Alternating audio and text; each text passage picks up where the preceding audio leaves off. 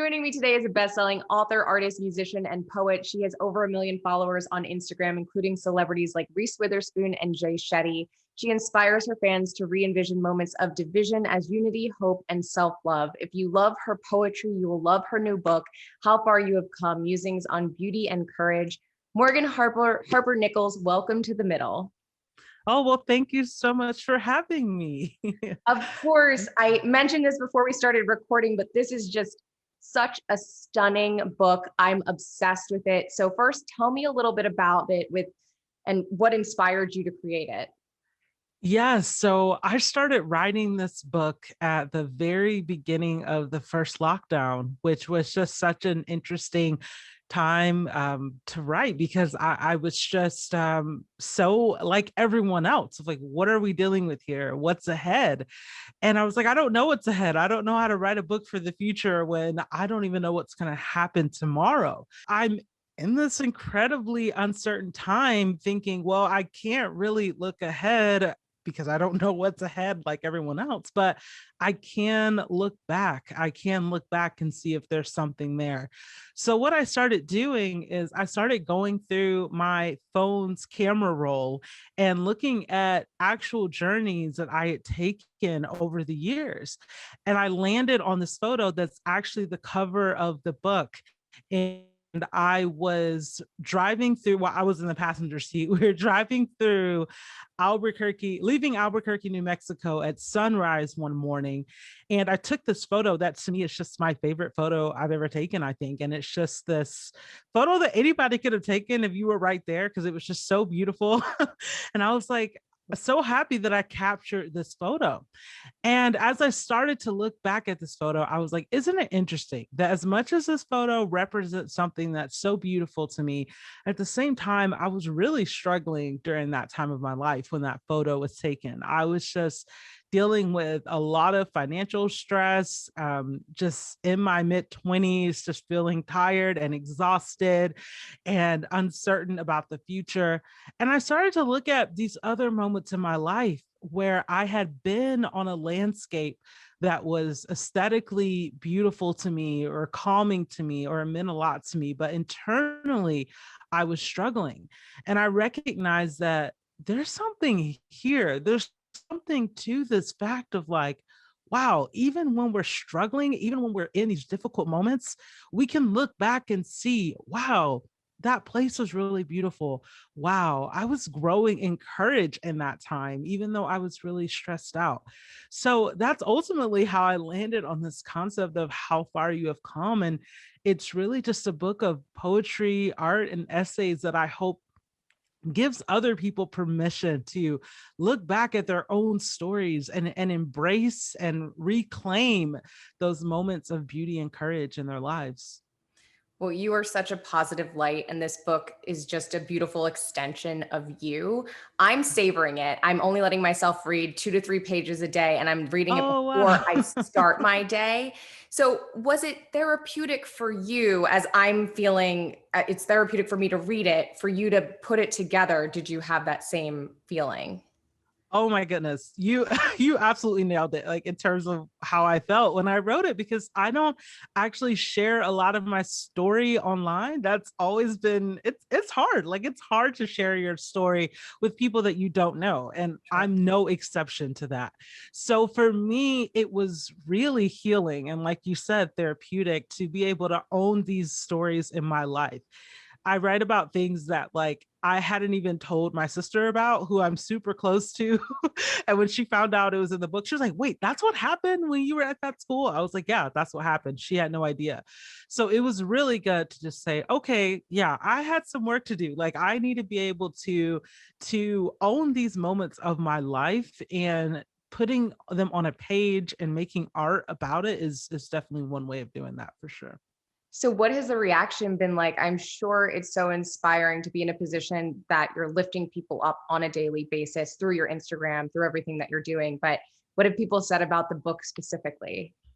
The first thing that I hear, which makes me super happy, is people say, "Oh my gosh, it's so colorful, it's so beautiful," and that was the feeling that I wanted. I wanted to feel like a grown-up picture book. I mean, I'm a huge book nerd. I love books. I read Right. them all the time, and there's still nothing like opening a book that's filled with pictures. And I'm like, I like that experience, and I want, even if people don't have time to sit and read in one setting, just something that you can open up and just feel the emotion of the colors and of the landscape. So that's actually the first thing that people comment on, which makes me really happy. And outside of that, I just get a lot of comments about the poems that I write in there. I have quite a few poems where I did a lot of research on them. A lot of them are based on historical moments. And it always just means a lot when people notice all those little details. So, yeah. Yeah, I would definitely say this is a book that you want to get the physical copy. I'm all about Audible, I'm all about my Kindle, but this you need to have the actual work of art because it's all art. Thank you. So, the story of how TikTok led you to your autism diagnosis is incredible. What happened, if you don't mind sharing it again, and how have things changed for you since? Yeah, so I grew up struggling with a lot of different things, from communication and social challenges and sensory issues, but I never really knew what they were connected to. And I had a bad experience where I asked the doctor as an adult, I'm struggling with all this stuff. I think I could be on the autism spectrum. And he just shot me down and was like, "No, you're perfectly normal. You have nothing to worry about." And unfortunately, I believed him, and I spent years just doubting myself, like knowing I was struggling, but just putting it on myself to fix it. Like, you're an adult, like figure your stuff out. Like, why are you struggling?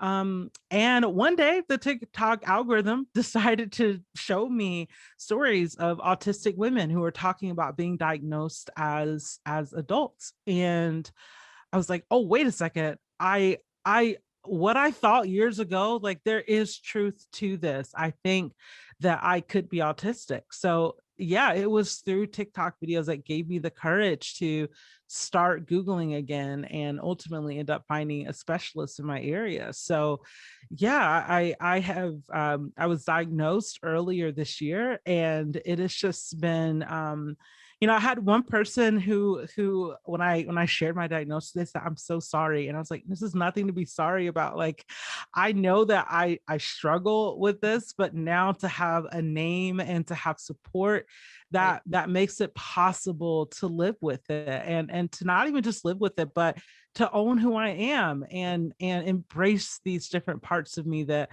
make me, unique or different, or whatever the word is." But yeah, so it's been a wild journey that has taken 31 years to get here. I'm 31 now, but I'm super grateful to have had the privilege of even being able to get diagnosed, and really know myself in a new way.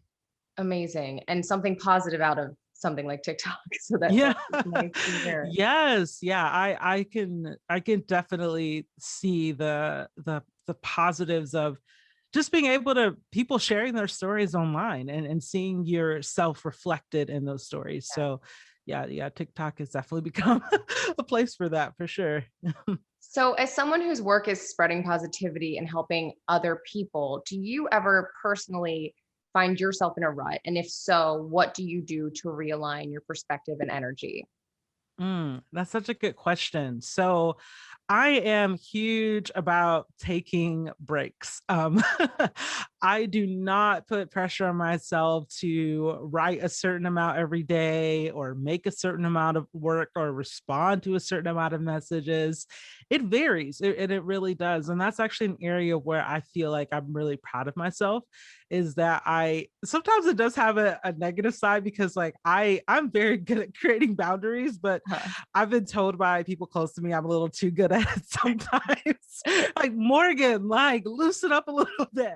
I'm like, "Nope, I can't do that. I don't have the time or energy for that." That's good. So sometimes I can be a little bit too like, whoa, whoa, whoa. But the benefit of that comes with, if you have a smartphone, you are bombarded with so many notifications. And even Right. if you turn your notifications off the second you open your email or any social media app. Like you're just bombarded with notifications constantly. So I am really good at saying, hey, I just need a break today. Like today was one of those days. I was like, I don't have time to open anything. I just need to get up and stretch and drink some coffee and slowly get into the day. So yeah, I actually am. I actually consider myself pretty good at giving myself those breaks. That's super important. Because if you're going to be putting out, you have to be filled up. So I seek those moments daily.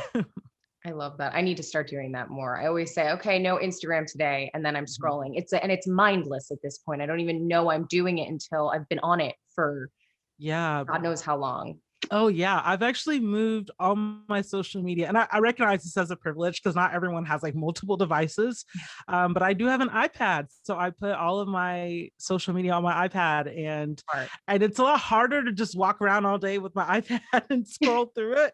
So if I do end up getting on social media, it takes a little effort. You know, I've got to like set my iPad up and like scroll through. So Yes. yeah. So what is next on your journey? Oh, what's next? Hopefully even more rest. Okay. I dare to say I this past week I got some time off, which I haven't had in a very long time. And I was like, I need more of this. I come from a family of very hardworking people, and I love that about us, but at the same time, we're all learning that we need to take more breaks. So I've got some books on my shelf that I haven't read, and I'm like, yeah, I want to take more time to just sit. I have like a little reading chair in my house. I've sat in it like 2 times. I'm like, I need to use this chair more. It needs to get worn in. It needs me sitting in it and just reading my book. So I'm hoping that's what's ahead, because I'm finding that on the other side of rest, I end up really enjoying and appreciating what comes out of that. So yeah, that's what I hope is ahead. You may have been asking what's ahead professionally. No, that's fine. No, I you just took rest. it a completely different direction. I love it. No, it goes with your whole vibe and what we should be, taking from what you're putting out. So you rest. And in the meantime, everybody read the book, How Far You Have Come. It's incredible. Morgan, thank you for your time. And for those who don't follow you on Instagram, what is your handle? I'll put it up. Yes, well, thank you for having me. You can find me at Morgan Harper Nichols. Awesome. Thank you so much. And Thank congratulations. you. Thank you so much. Thanks.